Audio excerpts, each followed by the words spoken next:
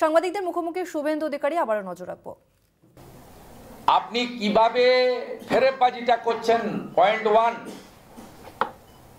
ভারত সরকারের disaster management খাতের টাকা 1347 কোটি টাকা আপনি ট্রান্সফার করলেন পিএনআরডিতে, অবৈধ।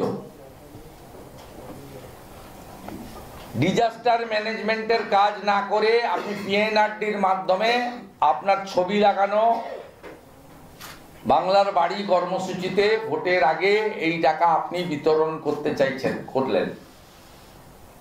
আপনি প্রত্যেককে বাড়ি দেন, 40 লক্ষ বাড়ি তো নরেন্দ্র মোদীজি দিয়েছেন 30,000 কোটি টাকার, আপনি খেয়ে ফেলেছেন। প্রত্যেককে বাড়ি দেন, 3 লক্ষ টাকা করে বাড়ি দেন, 1,20,000 টাকা কিছু হয় না।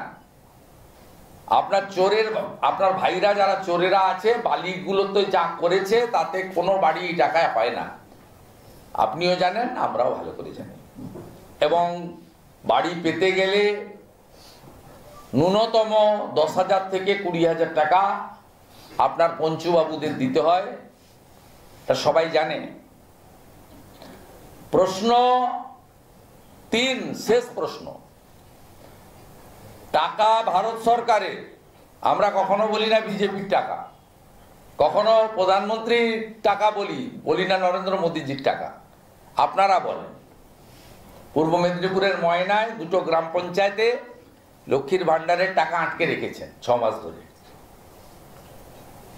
যাই হোক, সেটা অন্য প্রসঙ্গ। বলছি, আপনার 1347 কোটি টাকা ভারত সরকারের ডাইভারশন করে, ফ্রড করে নিজের নামে চালাবেন। এবং আমাদের এমপি দার্জিলিং, তিনি অত্যন্ত যুক্তিসঙ্গতভাবে দার্জিলিংয়ের যে অবস্থা সেটা তুলে ধরে কেন্দ্রের স্বরাষ্ট্র সচিবকে অভিযোগপত্র আজকে পাঠিয়েছেন। অর্থাৎ আমাদের দাবি হচ্ছে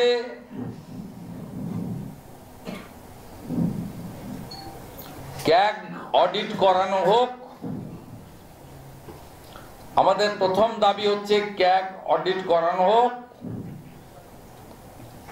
আর যদি ডিজাস্টার ম্যানেজমেন্টের এই টাকা দিতেই হয়, যে এলাকাতে আজকে আপনি চেক বিতরণ করছেন ওখান থেকে ভার্চুয়ালি উত্তর 24 পরগনা, পশ্চিম মেদিনীপুর, ঝাড়গ্রামকে বিপর্যস্ত হিসেবে ঘোষণা করা হোক।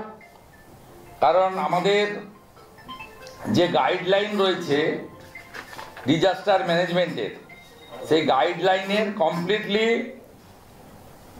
ভায়োলেশন হচ্ছে আপনার এই কাজের জন্য। আমরা চাই 1,20,000 নয়, 3 লক্ষ টাকা করে লোককে টাকা বাড়ি দিন। 30,000 কোটি টাকা নরেন্দ্র মোদীজি দিয়েছেন 14 থেকে 23 পর্যন্ত, ভারত সরকারের টাকা। এবং calamity assessment report, CA2 report, তাতে এই বাড়িগুলি ভাঙার উল্লেখ আছে কিনা আমরা সেটাও আপনার কাছ থেকে জানতে চাই। তাই আমাদের মূল কথা হচ্ছে অর্থনৈতিক যে দুর্নীতির রাস্তায় মুখ্যমন্ত্রীর নেতৃত্বে এই সরকার হাঁটছে এবং রাজ্যের মুখ্য সচিব মনোজ পন্ত, অর্থ সচিব প্রভাত মিশ্র, ডিজাস্টার ম্যানেজমেন্ট এবং পিএনআরডি সচিবরা মুখ্যমন্ত্রীর এই অনৈতিক কাজে যারা সহযোগিতা করছেন তাদের বিরুদ্ধেও যথাযথ ব্যবস্থা গ্রহণ করা হোক, এটাই আমরা দাবি করছি। এগুলো আমরা পোস্ট করে দিচ্ছি মিডিয়া গ্রুপে, পেয়ে যাবেন।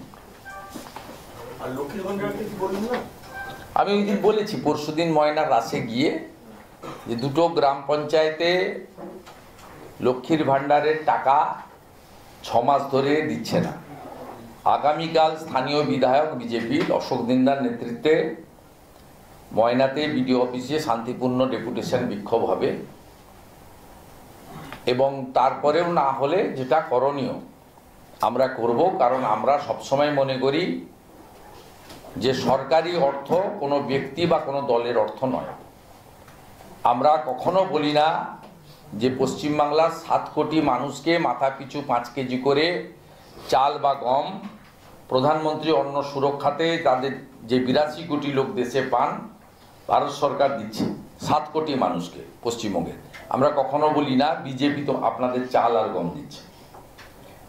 ভারতবর্ষে পিএম কিষাণ সম্মান নিধিতে প্রায় 13 কোটি কৃষক উপকৃত হচ্ছেন, বছরে 6,000 টাকা, 2,000 তিনবারে পায় তারা।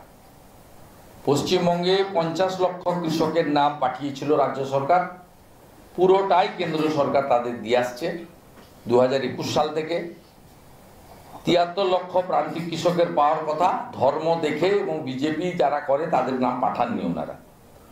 প্রায় 23 লক্ষ কৃষক বঞ্চিত হয়েছে। তার মধ্যে যে 50 লক্ষ পাচ্ছেন তাদের মধ্যে 18 লক্ষ মুসলিম পরিবার আছে। আমরা কখনো বলি না যে এটা বিজেপি দিচ্ছে বা নরেন্দ্র মোদীজি দিচ্ছে। আমরা বলি প্রধানমন্ত্রী নরেন্দ্র মোদীজির উদ্যোগে এই কর্মসূচি পালিত হচ্ছে, ভারত সরকারের অর্থ প্রদান করা হচ্ছে। কিন্তু তৃণমূল প্রত্যেকটা ক্ষেত্রে রাজনৈতিক রং লাগায় এবং ব্যক্তি মমতা ব্যানার্জির কথা বলে। সেই কারণে ময়নার গজিনাতে এবং বাচ্চাতে এটা করেছে। আমরা আইনি পথে হেঁটে আমলাদের বাধ্য করব, পলিসি তৈরি করে ক্যাবিনেট, আইন তৈরি করে বিধানসভা, কার্যকর করতে হয় আমলাদের।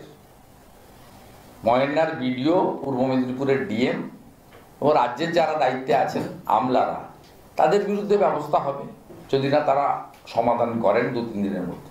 1347 কোটি টাকার যে আর্থিক কেলেঙ্কারির কথা বললেন, সেটা নিয়ে কি আপনারা কোর্টে যাবেন? কোর্টে দ্বারস্থ হবেন?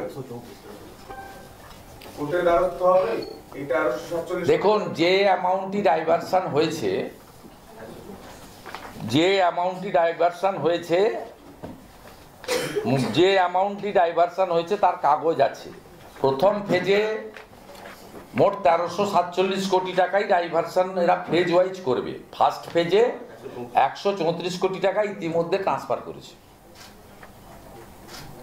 টোটাল 1347 কোটি টাকা এই বাংলার বাড়ি খেতে ডাইভারশন। আজকে যেটা উনি করছেন সেটা 134 কোটি টাকা এই ডিজাস্টার ম্যানেজমেন্ট ফান্ড থেকে পিএনআরডিতে ট্রান্সফার করেছেন। আমরা নির্মলা সীতারামনজিকে অভিযোগ করব, অমিত শাহজিকে অভিযোগ করব এবং ক্যাগ রিপোর্টের জন্য বলবো, রাজ্যপালকে লিখব, প্রয়োজন হলে জনস্বার্থের মামলা করব। ট্যাক্স পেয়ারদের মানি এইভাবে ফেরেববাজি বা 420-র মতো আচরণ এবং অর্থনৈতিক যে বিশৃঙ্খলা করছেন, it's a corruption, one type of corruption. এবং তিনি হাততালি নেওয়ার জন্য আগামী 6 মাসের মধ্যে বিধানসভা নির্বাচন সরকারকে এবং এই রাজ্যকে ফুটিয়ে দিয়েছেন। অর্থনৈতিকভাবে we are now insolvent state. 8 lakh crore টাকা আমাদের ঋণ, কয়েকদিন আগেই আবার 29,000 কোটি টাকা ঋণ নিয়েছেন। এফআরবিএম ক্রস করে গেছে রাজ্য সরকার। বাজার থেকে টাকা তোলার জায়গা নেই, স্টেট গভর্নমেন্টের ডিভিডেন্ড বিক্রি হয় না। অতএব ডিএনএ আপনি যে তালিকা বেরিয়েছে দেখবেন আপনার ভারতবর্ষের সব রাজ্যে কর্মচারীদের অবস্থার ক্ষেত্রে সবচেয়ে ভেরি লো হচ্ছে ওয়েস্ট বেঙ্গল। সে তথ্য আমাদের কাছে আছে। পেনশনার্স, কর্মচারী সব ক্ষেত্রেই ডিজাস্টার হয়ে গেছে। এবং রাজ্য সরকারের চালু হওয়া অনেকগুলি কর্মসূচি, যেমন বিবাহ দানের জন্য 25,000 রূপশ্রী বন্ধ হয়ে গেছে, সমব্যথী ক্রিমেশনের সময় 2,000 টাকা বন্ধ হয়ে গেছে, এবং লক্ষ্মীর ভাণ্ডারও বহু জায়গায় বন্ধ করে এইসব করছে। নতুন যে বার্ধক্য ভাতা বা উইডো পেনশন দিচ্ছে সেটাও ভারত সরকারের যারা মৃত বা যারা নিচ্ছেন না এমন 2,64,000 নাম বের করে তাদের এগেনস্টে দিচ্ছে। সরকারের হাত পা নাড়ার কোনো জায়গা নেই। অর্থনৈতিকভাবে একেবারে যাকে বলা যায় হ্যান্ড টু মাউথ অবস্থা হয়ে গেছে। তাই এই জাগলারি এবং 2 নম্বরিটাই সরকার করছে, কিন্তু ডিজাস্টার ম্যানেজমেন্টের টাকা নিয়ে মুখ্যমন্ত্রীর রাজনীতি আমরা করতে দেব না। ডিজাস্টার ম্যানেজমেন্টের টাকা যে 134 কোটি টাকা আজকে ডিস্ট্রিবিউশন করছেন, 1347 কোটি টাকা ডাইভারশন করবেন প্ল্যান করেছেন, তার ফার্স্ট ফেজে আজকে ডাইভারশন করেছেন 134 কোটি। এই টাকা মিরিকে এবং বিজনবাড়িতে, তরাই ডুয়ার্সে, নাগরাকাটাতে, ধূপগুড়িতে যারা ভূমি ধসে সব চলে গেছে, তাদের ওই ফিরে গিয়ে ওখানে বাড়ি করার সুযোগ নেই। বা ঘাটাল সহ খানাকুলের যে পোর্শন ভেসে গেছে, তাদের অর্থ কেন্দ্রীয় সরকারের অর্থ। আপনি রাজস্ব সংগ্রহ বাড়ান, অর্থনীতিকে শক্তিশালী করুন, যত খুশি দান খয়রাতি করুন, আমাদের কোনো আপত্তি নেই।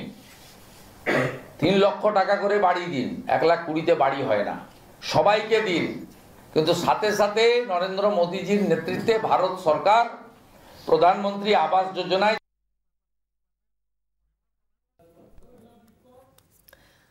শুভেন্দু অধিকারী তিনি সাংবাদিকদের মুখোমুখি হয়েছিলেন এবং সেখানে তিনি তৃণমূলের বিরুদ্ধে সরব হলেন। রাজ্যে একাধিক দুর্নীতি করেছে এমনটাই মন্তব্য করলেন বিরোধী দলনেতা শুভেন্দু অধিকারী। রাজ্য সরকারের কেন্দ্রীয় সরকারের যে আবাস যোজনার প্রকল্প তা নিয়েও সরব হলেন বিরোধী দলনেতা। তার মন্তব্য যে তৃণমূলের জন্যই আবাস থেকে বঞ্চিত হচ্ছেন সাধারণ মানুষ। আবাস যোজনার যে টাকা, সেই টাকা একেবারে লুটে পুটে খেয়েছেন তৃণমূলের নেতারা, এমনটাই অভিযোগ শুভেন্দু অধিকারীর। বিপর্যয় মোকাবিলার টাকাও চুরি করেছে তৃণমূলের সরকার, এমনটাই অভিযোগ বিরোধী দলনেতার। এবং এই প্রতিকার কেন্দ্রীয় স্বরাষ্ট্রমন্ত্রী করতে পারেন এবং তার কাছে জনস্বার্থ মামলা আমরা করব, এমনটাই বললেন বিরোধী দলনেতা। এই রাজ্য সরকার কেন্দ্রীয় সরকারের বিভিন্ন প্রকল্প নাম পরিবর্তন করা এবং অর্থনৈতিক নয়ছয় করেছে, এমনটাই অভিযোগ শুভেন্দু অধিকারী। এখানে ক্যাগ রিপোর্ট বিধানসভাতে পেশ হয় না, মন্তব্য শুভেন্দু অধিকারীর। প্রধানমন্ত্রী মোদী তিনি আবাস যোজনা চালু করেন। 1923 পর্যন্ত রাজ্য সরকার পেয়েছে 30,000 কোটি টাকা এবং কেউ কেউ তৃণমূলের নেতারা 30টি বাড়ি 17টি বাড়ি নিয়েছে। প্রকৃত যাদের বাড়ির দরকার তারা সেই বাড়ি পাননি, তারা বঞ্চিত হয়েছেন তৃণমূলের নেতাদের জন্যই, এমনটাই অভিযোগ বিরোধী দলনেতা শুভেন্দু অধিকারীর।